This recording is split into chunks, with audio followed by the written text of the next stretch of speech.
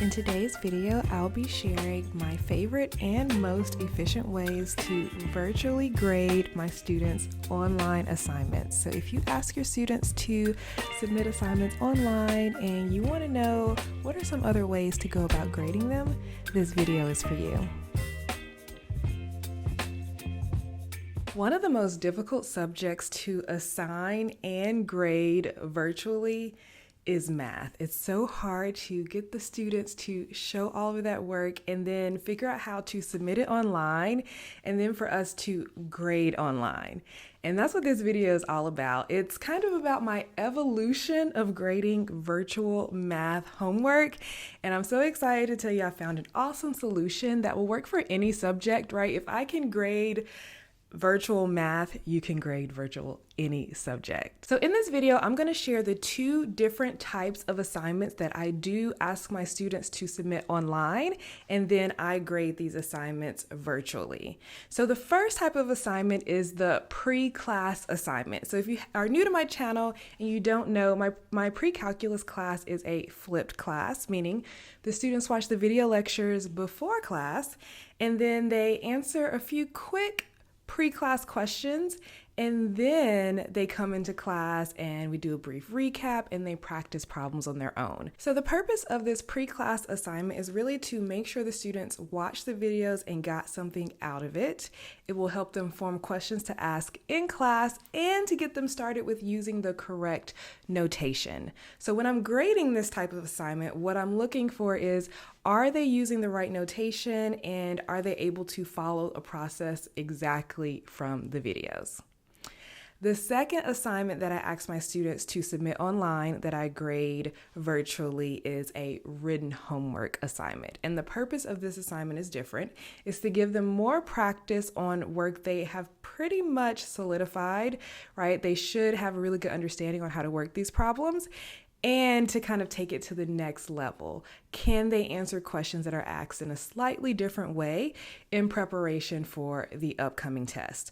So for this assignment, when I'm grading it, I'm mostly grading for completion to see that they practiced and they tried, and I don't typically take too much off.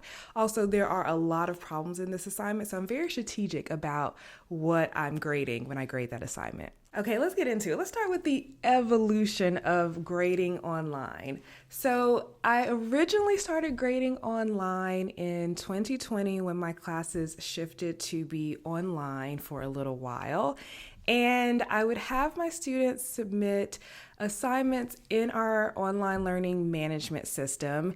And I really didn't have a good way to actually write on the assignments because I didn't have an iPad with an Apple Pencil at the time, right? So what I did was I would just say, I would type inside of the feedback window and say, number one, you made a mistake here. Number two, you made a mistake here. And then I would have to post a solution so that the students know what the correct solution looked like. That didn't last long. I very quickly got a tablet with a pencil to write with. So I use an iPad with an Apple Pencil, and I can still annotate inside of our learning management system and write my feedback in. The problem with the iPad is sometimes if I'm writing too fast, it kind of does weird things, and I think this is a flaw of the learning management system. Perhaps it wasn't designed with this mode of grading in mind. And also I'm typically kind of hunched over, right, with my iPad in front of me, writing and working on solutions. Sometimes I have to get really close to it or zoom in when the students write really big. So sometimes it can be a challenge, and sometimes I would avoid grading with my iPad. But then when I got my Vibe board, which is a digital whiteboard, I was like, oh, I could probably grade here. And the thing that I love most about grading with my Vibe board is that I can stand, I can like move my body. I often turn on music, so I'm listening to music, jamming while I'm grading.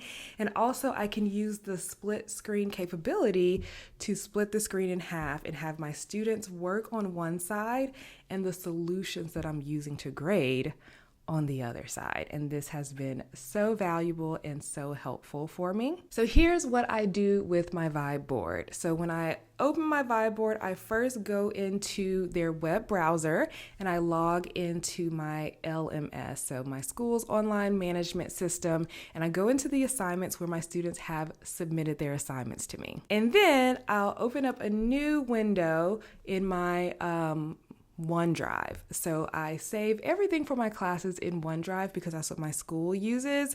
And so all of the solutions, all of the worksheets and everything in my class are saved there. So I have an app on my Vibe board for OneDrive.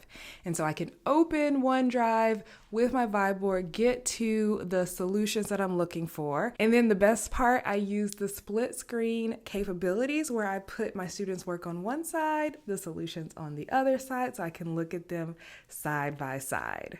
And then that's when I get into the grading. I turn on some music, I do a little dance, I have a lot of fun. And the first type of assignment that I grade, the pre-class assignments, they're usually 2, maybe 3 questions long, and most students get that pretty correct most of the time. So it's a pretty quick grade for me.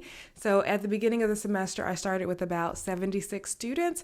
I was able to grade all of those assignments within like 30 to 45 minutes. So that wasn't too time intensive.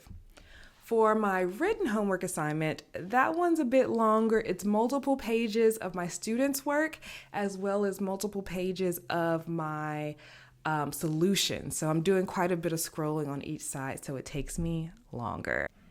Let me walk you through how I would grade one of these longer assignments. So first of all, our LMS is really great because it tells us when our students turn in something late. So this student had turned in this assignment a couple days late.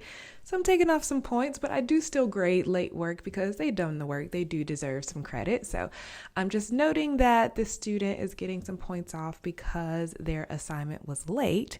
But then I'm going to go in, open their assignment, and look at the work that they have done. And so what I'm doing is I'm just comparing their work with my solutions. And I noticed that their work was pretty small, so I was able to quickly and easily expand the screen so I could see their work more clearly. And so the way that I grade this is basically if they get the problem right, wonderful. But if they miss something, I do just cross it out, noting that they missed a problem. I'm only taking 1 point off per missed problem.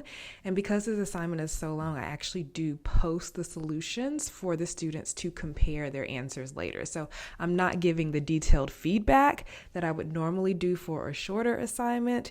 This is just me going in, checking to make sure that they are understanding what's going on. And if not, they know that that slash means to go back, look at my solutions, and see what they have done wrong.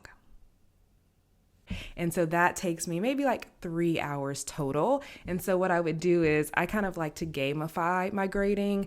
I'll typically grade 10 or 15 assignments at a time and take a little break. So I'll say, okay, in this next 30 minutes, I'm going to see if I can grade 10 of these and then get through my 10. And then I'll go take a break, watch a YouTube video or something.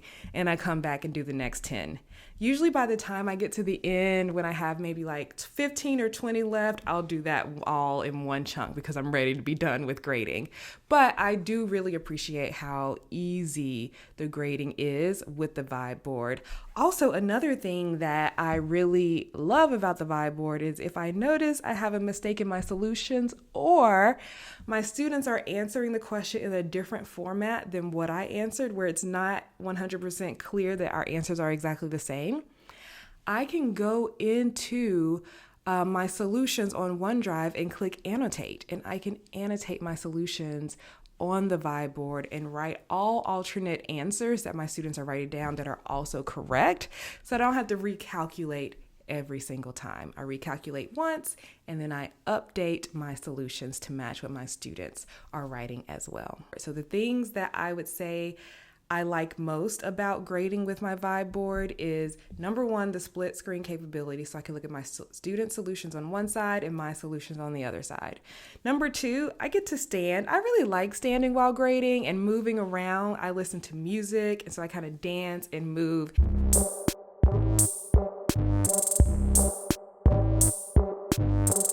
and it's not as bad on my back. When I'm grading with my iPad, I'm usually like hunched over, and my neck usually hurts by the end of it. I don't have that pressure when I'm grading with my Vibe board. And then also, I really like annotating the documents that I've created for myself. So my solutions, I can always update them on the fly and can continue grading with them going forward. So I would love to know, how do you grade your virtual assignments? Is there a specific format you have your students submit their assignments in? Is there a specific tool or software that you use to grade? I would love for the comments to become like a resource for everyone teaching and grading assignments virtually. That would be very helpful.